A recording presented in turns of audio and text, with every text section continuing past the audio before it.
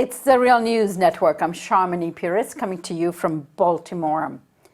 The tragic shooting at a high school in Parkland, Florida, has ignited a national discussion about gun control and school safety. The suspected shooter, white supremacist Nicholas Cruz, was trained in the Army's Junior Reserve Officers Training Corps program, where the U.S. military officers taught him to shoot rifles at targets as small as a coin. Cruz, a violent racist who in social media messages fantasized about murdering Black people, Mexicans and gay people, used an AR-15 assault-style rifle in the attack, killing 17 classmates and wounding at least 15 more. Some advocates have proposed hiring more school police and giving heavier weapons for officers who are already in schools as a solution. This is a trend that has been growing steadily, with the number of police doubling in the past 2 decades. In 1996, 20% of public schools had a police officer in the building. Today, there are officers in 43% of public schools. Yet there is little evidence that these officers have stopped any school shootings. In fact, Parkland, Florida's Marjorie Stoneman Douglas High School had school officer on the premises, but he was not able to do anything about preventing the shooting. Meanwhile, racial justice activists warned that putting more officers in schools could actually increase violence, not prevent it.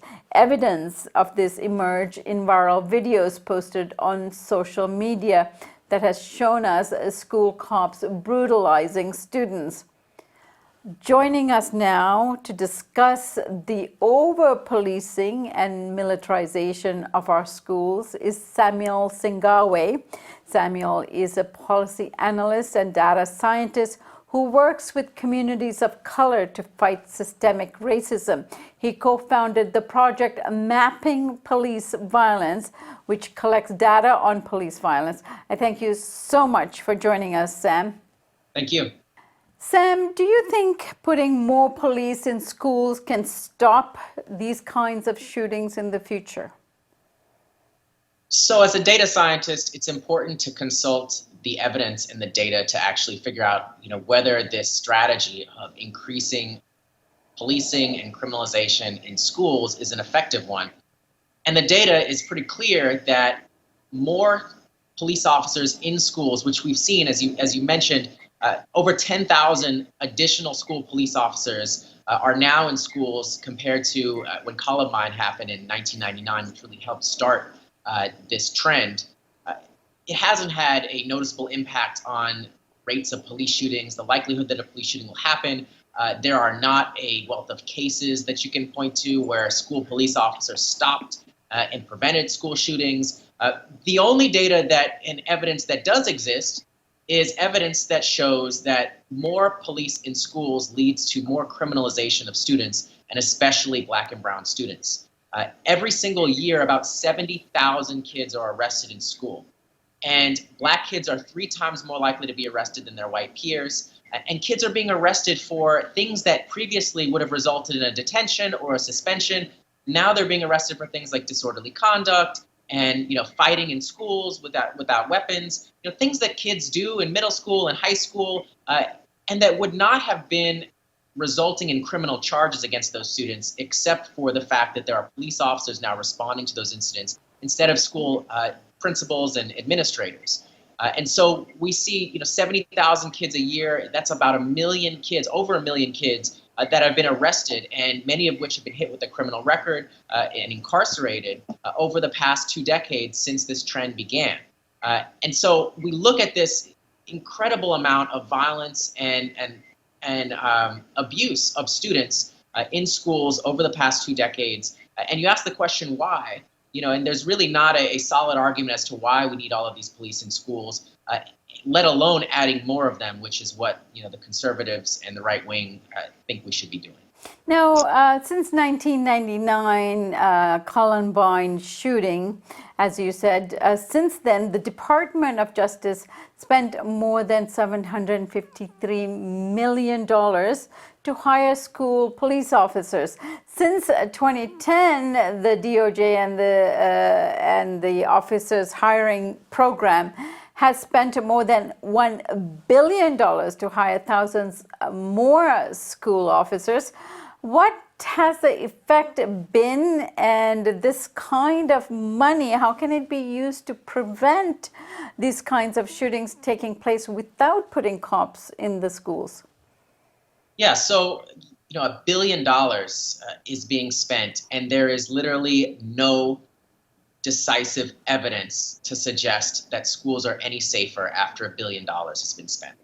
Instead, all we've seen are kids with criminal records now, kids being arrested, kids being put on the school to prison pipeline as a consequence of our taxpayer money going to support these school resource officers.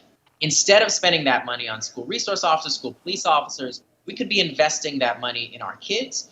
We could be investing that money in education, and we could be investing that money in coming up with solutions that actually prevent gun violence. Things like restricting access to guns, creating a better system of identifying people who have warning signs, whether that is domestic violence and other warning signs like this shooter had, that can help us identify and intervene and prevent kids from shooting up schools before it comes to the point that we saw. And so there are effective strategies here. There are strategies that many states and cities have begun to implement to restrict access to guns that have reduced gun violence, and that should be scaled across the nation if Congress was doing their job. And that's exactly what we need to push them to do. Right. And since the Parkland shooting, the sheriff in surrounding county of Broward County, I believe, announced that deputies will now be allowed to carry rifles on school grounds. How is the community responding to this? So the thought of having police officers on school grounds with AR-15 rifles, and knowing, as we've seen over the past several years, there have been incident after incident after incident on video of police officers gunning down unarmed Black youth. And so having to go to school every single day to a school that is militarized with these police officers, knowing that you could easily be mistaken for a shooter or a threat, as we've seen so many people who have just been walking down the street, people who have been driving and stopped for a traffic infraction, people who have been, choked to death for selling loose cigarettes. We've seen all of these different cases across the country of people being abused by the police, and now giving the police even more firepower is not a solution that works. The solution that works is to effectively restrict access to guns and make sure that AR-15s don't end up in the hands of people who want to kill, amazing numbers of people because they have underlying issues and problems that need to be solved by our mental health system, by our system, by our criminal justice system, by all of the systems that are in place to help prevent it from getting to that point in the first place, and certainly to prevent somebody like that from getting access to an AR-15. Sam, I know when people feel fear, they think the way in which to protect themselves is to buy more arms, put a gun in your purse, and militarize and arm ourselves even more. Have you seen that any other jurisdiction that has had a different strategy here to deal with this kind of violence in our society, and has taken a step back and said, well, increasing the number of guns out there is not the solution? Yeah, so, just to hit this point home on militarization, there is no evidence that increased militarization of the police does anything positive at all for society, and plenty of evidence to suggest that it erodes police community trust, that it results in more violence against civilians, and that is the strategy that conservatives are trying to double down on, is creating more violence to respond to violence. And that's just something that we can't do, that will not work for our kids, it will not work for our communities. And what we need to be doing is following the example of other countries that, in response to incidents like mass shootings, have implemented much more far-reaching gun control measures that have entirely restricted and in many cases eliminated the prevalence of assault weapons, and in some cases, semi-automatic handguns and other weapons from society. And I think that should be the goal. We shouldn't have a society where people have weapons that can kill scores of people. That's simply, we're a society of over 300 million people, and it's not sustainable to expect 300 million people to be able to manage such a powerful weapon system like that in a responsible way. And so we need to be looking at what's working in other countries, implementing that here, and following the lead of states and cities that are taking the lead on this issue. For example, passing assault weapons bans, like have been passed in 8 states. Passing rules that make it much harder for people who have a history of domestic violence from getting access to a gun. Creating waiting periods where you cannot just buy a gun whenever you want. You have to wait, which means that if you are, in a particular mood and you just, flipped out and want to, be violent, you can't just get access to a gun immediately. There are some common sense measures that we can implement right now as we move towards the goal of a broader society that is not as prevalent with guns and prolific with so many different killing instruments. And we're actually investing in people, in what makes us healthy, what makes us safe, what helps us learn, and not what kills one another. Thank you very much, Sam. I thank you so much for joining us today, and look forward to following this discussion, this national discussion on how to demilitarize as well as make our society less violent. I thank you so much. Thank you. And thank you for joining us here on the Real News Network.